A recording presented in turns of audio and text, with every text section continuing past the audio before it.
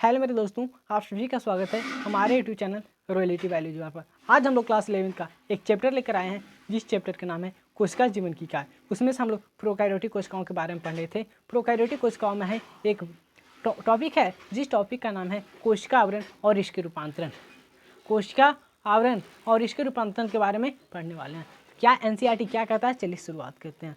अधिकांशतः प्रोकैरियोटिक कोशिकाएं, विशेषकर जीवाणु कोशिकाओं में एक जटिल रासायनिक कोशिका आवरण मिलता है। इनमें कोशिका आवरण दृढ़तापूर्वक बंद करते हैं स्तरीय संरचना बनाते हैं, जैसे कि बाहरी परत को ग्लाइकोकेलिस, जिसके पश्चात क्रमशः कोशिका भित्ति और जीव द्रव झिल्ली होती है। यद्यपि आवरण के प्रत्येक परत का कार्य अलग अलग होते हैं, भिन्न होते हैं, पर यह तीनों मिलकर एक सुरक्षा इकाई बनाते हैं। जितनी भी प्रोकैरियोटिक कोशिकाएं होती है, विशेषकर जीवाणु जो कोशिकाएं होती है, एक जटिल रासायनिक कोशिका आवरण का मिलता है। इन कोशिका आवरण जो होती है दृढ़तापूर्वक बंध कर तीन स्तरीय संरचना बनाते हैं, जिसमें बाहरी वाले परत को ग्लाइकोकेलिस, उसके मध्य वाला को कोशिका भित्ति और सबसे अंदर वाला को जीव द्रव झिल्ली कहा जाता है। यद्यपि आवरण के प्रत्येक परत का कार्य अलग अलग होते हैं, पर यह तीनों मिलकर एक सुरक्षा इकाई बनाते हैं। जीवाणुओं को उनकी कोशिका आवरण में विभिन्नता व ग्राम द्वारा विकसित अभिरंजन विधि के प्रति विभिन्न व्यवहार के कारण दो श्रेणियों में वर्गीकृत किया गया है।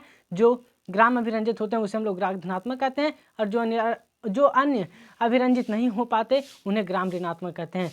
जो ग्राम अभिरंजित होते हैं उसे हम लोग ग्राम धनात्मक कहते हैं, और जो अभिरंजित नहीं हो पाते उन्हें ग्राम ऋणात्मक कहते हैं। इसके बाद एनसीईआरटी क्या कहता है,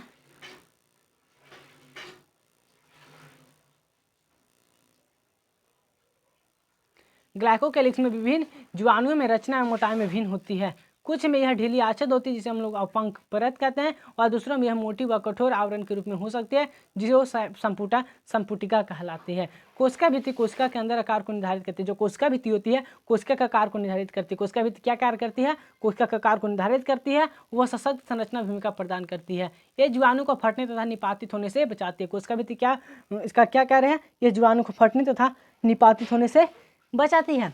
जीव द्रव्य झिल्ली का प्रकृति में वर्णात्मक होते हैं। जीव द्रव्य झिल्ली की प्रकृति में कैसे, तो वर्णात्मक होती है, यानी कि उसे हम लोग चयनात्मक ही बोल सकते हैं, और इसके द्वारा कोशिका बाह्य वातावरण के संपर्क में बनाए रखने में सक्षम होती है, जिसके कारण जो एक कोशिकाएं होती है बाहरी वातावरण से संपर्क बनाए रखने में सक्षम होती है। संरचना अनुसार यह झिल्ली यूकैरियोटिक झिल्ली जैसी होती है। संरचना के अनुसार जो होती है यह जो झिल्ली होती है वह यूकैरियोटिक झिल्ली के जैसी होती है। एक विशेष झिल्लीमय संरचना जो जीव द्रव झिल्ली के कोशिका में फैलाव से बनती है, जिसे हम लोग मेसोसोम्स कहते हैं। एक विशेष झिल्लीमय संरचना जो जीव द्रव झिल्ली के कोशिका में फैलाव से बनती है, जिसे हम लोग मेसोसोम्स कहते हैं। यह फैलाव तीन प्रकार के होते हैं। एक पहला होता है उसे पुटिका बोलते हैं, नलिका व पटलिका के रूप में हो सकता है।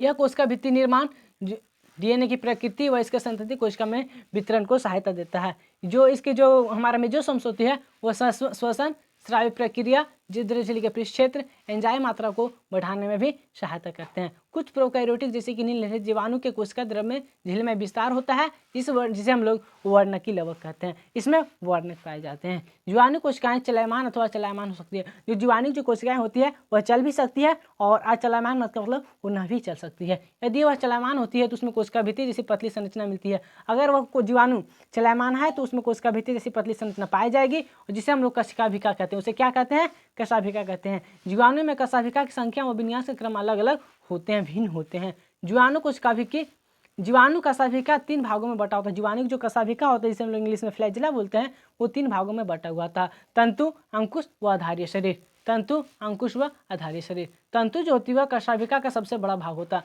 तंतु क्या होता है, जो जीवाणु का जो कशाभिका होता है सबसे बड़ा भाग होता है। यह कोशिका का सतह से बाहर की ओर फैला होता है। यह जो होती है कोशिका का सतह से बाहर की तरफ फैला हुआ होता है। जीवाणु की सतह पर पाई जाने वाली संरचना रोम और झालर इसकी गति में सहायक नहीं होती। जीवाणु की सतह पर पाई जाने वाली संरचना होती है जिसे रोम और झालर कहते हैं, जो कि इसकी गति में सहायता नहीं करती। रोम लंबी नलिकाकार संरचना होती है। रोम क्या है,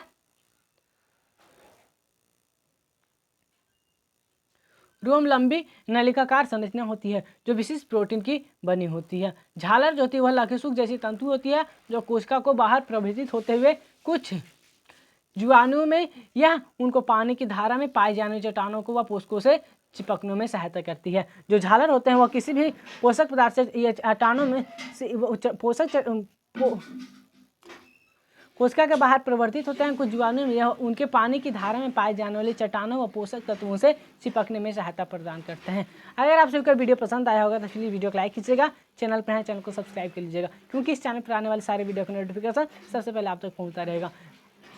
और ये वीडियो जैसा भी लगा आप लोग हमें कमेंट बॉक्स में ज़रूर बताइएगा अपना, क्योंकि अगर आप सभी का कमेंट करते हैं जिससे हमें अगली वीडियो बनाने के लिए मोटिवेशन मिलता है और उसी मोटिवेशन के साथ मैं अगली वीडियो बनाने के लिए प्रेरित होता हूँ। प्लीज़ मेरे दोस्त आज सभी अपना मोटिवेशन आप सभी कमेंट जरूर कीजिएगा, जैसा भी पढ़ाता हूँ आप हमें कमेंट बॉक्स पर करके जरूर बताइएगा, क्योंकि आपका एक मैं बहुत ही मेहनत करूँगा, मैं इस चैनल पर 100% देने की कोशिश करूँगा और जितना भी हो सकता है मैं वो सारे कंटेंट में फ्री में डालने की प्रवर्तित करूँगा। तो मिलते हैं अगली वीडियो में, हम लोग राइबोसोम और अंतर्वृष्ट पिंड के बारे में पढ़ने वाले हैं। तो चलते हैं, तब तक के लिए जय हिंद, जय भारत, वंदे मातरम।